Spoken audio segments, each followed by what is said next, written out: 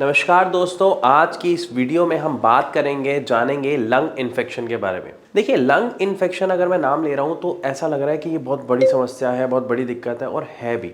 लेकिन जो इसकी शुरुआत होती है वो बहुत ही छोटे लेवल से होती है और इवन इसके जो लक्षण होते हैं ना वो इतने कॉमन होते हैं कि एक व्यक्ति, आम व्यक्ति इसको पहचान नहीं पाता कि ये उसका लंग इन्फेक्शन है। मैं बताता हूँ कारण क्यों। अब खांसी की अगर मैं बात करूँ, लगभग हर दूसरे व्यक्ति को खांसी है आज के समय में। क्या आप जानते हैं जो खांसी है वो भी लंग इन्फेक्शन का एक शुरुआती लक्षण होता है।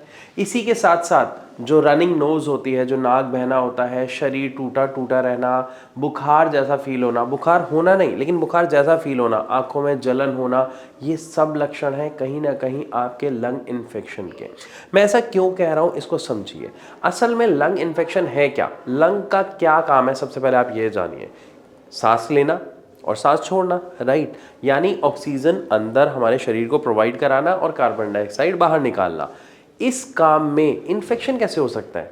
बिल्कुल हो सकता है जब भी कोई भी हानिकारक तत्व सांस के द्वारा हमारे लंग्स तक, हमारे एयर सैक्स तक जाता है तो वो वहाँ पर इन्फेक्शन क्रिएट कर देता है। उस इन्फेक्शन के कारण और जब हमारे शरीर में ऑक्सीजन का अमाउंट कम जाता है तो हमारे शरीर में दर्द रहना शुरू हो जाता है। इवन हमारे जो म्यूकस बनता है शरीर के अंदर, यानी जो नाक बहने वाली जो समस्या है, जो कफ बलगम आने की समस्या है, वो सब सिर्फ इसी के कारण होती है। असल में जब हम कहीं पर भी जा रहे हैं, मान लीजिए कोई धूल का कण चला गया, कोई केमिकल का कण चला गया, या सीमेंट से किसी को धुएं से एलर्जी हो सकती है तो वो कोई धुएं का ऐसा केमिकल चला गया जिसकी वजह से हमारा जो इम्यून सिस्टम है वो हाइपर एक्टिवेट हो गया, या इम्यून सिस्टम कमज़ोर होने के कारण वो तत्व जब अंदर गया तो हमारे इम्यून सिस्टम उसको रोकने की कोशिश करता है।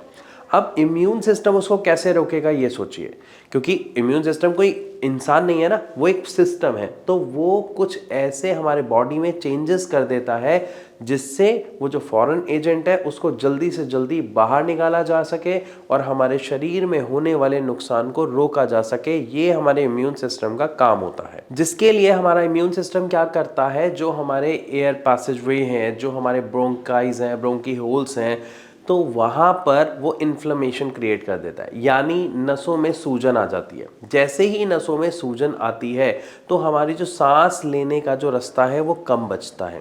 इसी के साथ साथ जो म्यूकस है वो एक्स्ट्रा प्रोड्यूस होना शुरू हो जाता है। क्यों? ताकि जो भी सांस के द्वारा गंदगी अंदर गई, जो भी फॉरेन एजेंट अंदर गया, वो म्यूकस पे स्टिक हो जाए और स्टिक होने के साथ साथ वो खांसी के थ्रू, वो बलगम के थ्रू, वो रनिंग नोज के थ्रू बाहर आ जाए। जब तक वो बाहर नहीं आता है तब तक ये समस्या बढ़ी रहती है। अब यहाँ पर सवाल आता है कि अगर ये बढ़ी रहती है तो लंग इन्फेक्शन इतना लंबा क्यों हो जाता है, ये खांसी इतनी लंबी क्यों बनी रहती है, या जुकाम की जब हम दवा ले लेते हैं फिर तो ठीक हो जाता है, तो उसके बाद क्या समस्या आती है? देखिए, यहाँ पर आपको एक चीज़ समझनी पड़ेगी। क्या जुकाम आपको हुआ, उसके बाद आपने दवा ली या नहीं भी ली तो 2-4 दिन 5 दिन में ठीक हो गया, उसके बाद वो दोबारा कब हुआ? अगर वो आपको दोबारा हो रहा है 4-6-8 महीने बाद तो कोई प्रॉब्लम वाली बात नहीं है। लेकिन अगर किसी व्यक्ति को ऐसा देखा जाता है कि जुकाम हुआ, उसने दवा ली, ठीक हो गया, लेकिन उसके बाद फिर उसको 1-8 महीने में दोबारा जुकाम हो गया, फिर वो लंबा चले जा रहा है, फिर उसके लिए उसे दवा लेनी पड़ी, जब दवा ली तब ठीक हो गया, दवा के कुछ दिनों बाद वो फिर शुरू हो गया, ये सबसे बड़ा सिम्टम है कि आपको कहीं ना कहीं वो इन्फेक्शन है जो आगे बढ़कर अस्थमा का रूप ले सकता है। अब ये बात ज़्यादातर लोगों को पता नहीं होती है, जिसके कारण उनकी ये समस्या गंभीर रूप ले लेती है। और जब उनकी समस्या बढ़ जाती है तो सबसे पहला हमारे पास ऑप्शन क्या होता है? हम डॉक्टर के पास जाते हैं, डॉक्टर दवाई देते हैं, हमको टेम्परेरी रिलीफ ज़रूर मिलता है लेकिन उस समस्या की जड़ पर काम नहीं किया जाता, इसलिए बस वो समस्या दब जाती है और थोड़े समय बाद वो दोबारा हमारे सामने आ जाती है और वो व्यक्ति उसे फेस करता है। तो यहाँ पर अब हमारा सवाल है कि ऐसे में एक व्यक्ति को क्या करना चाहिए, क्योंकि हमारे पास तो ऑप्शन दवा है। देखिए, जो दवा है वो किस तरीके की है पहले आपको ये समझना पड़ेगा। जो हमारी पैथी है वो एलोपैथी है, होम्योपैथी है, आयुर्वेदिक है। 3 मुख्य तरीके की दवाइयाँ कोई भी व्यक्ति लेना पसंद करता है। अगर हम बात करते हैं एलोपैथी, हमने पहली बात कर ली कि वो आपकी समस्या को केवल दबा रहा है, ख़त्म नहीं कर रहा है। दूसरी अगर हम बात करते हैं आयुर्वेदिक, वो भी बहुत असरदार है, लेकिन उसके जो नियम हैं वो बहुत कड़े होते हैं। यानी आपको ये नहीं खाना, आपको ये अवॉइड करना है, टाइम से दवा लेनी है, काढ़ा बना के पीना है, बहुत सारी चीज़ें होती हैं। इसलिए ज़्यादातर लोग जो आयुर्वेदिक दवा है उसको फॉलो नहीं कर पाते हैं।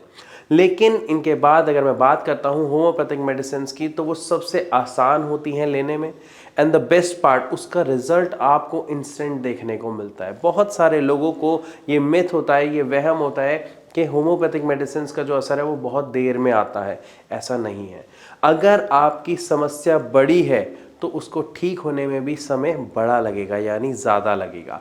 अगर आपकी समस्या छोटी है, आप खुद टेस्ट एंड ट्राई कीजिए। आपको बुखार है, आप बुखार में होम्योपैथिक मेडिसिन लीजिए और देखिए क्या आप तुरंत ठीक होते हैं या नहीं, मतलब 2-4 घंटे में आपको रिलीफ मिलता है या नहीं, जैसे आप एलोपैथिक से लेते हैं।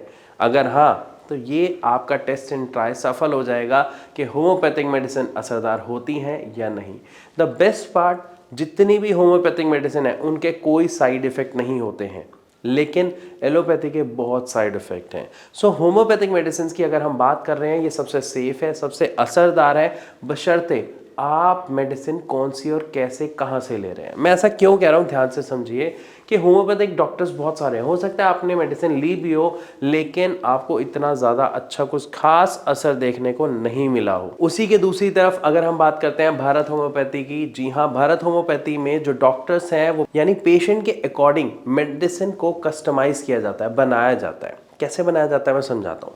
मान लीजिए किसी की जो समस्या है वो एक बेसिक लेवल पे है, तो उसको मेडिसिन वही बना के दी जाएगी जो उसको जल्दी से असर भी करे और उसको पॉजिटिव रिजल्ट भी दे। अब मान लीजिए किसी की जो प्रॉब्लम है वो सेकेंड लेवल पे या हायर लेवल पे है, तो उसके लिए मेडिसिन स्पेशली कस्टमाइज की जाएगी। ऐसा नहीं है जो फर्स्ट पेशेंट को मेडिसिन दी वो सेम आपको दे दी जाएगी, नो। आपके जो मेडिसिन है उसको कस्टमाइज़ किया जाता है आपकी समस्या को देख के, आपकी रिपोर्ट्स को देख के। तो अगर आपके मन में कोई सवाल है, आपको कोई समस्या है, आपको रेस्पिरेटरी कोई डिसीज़ है, सांस से जुड़ी कोई समस्या है, तो आप नीचे दिए गए नंबर पर भारत होम्योपैथी के डॉक्टर से बात कीजिए, उनके व्हाट्सएप नंबर पर अपनी रिपोर्ट शेयर कीजिए और अपनी समस्या पर काबू पाइए।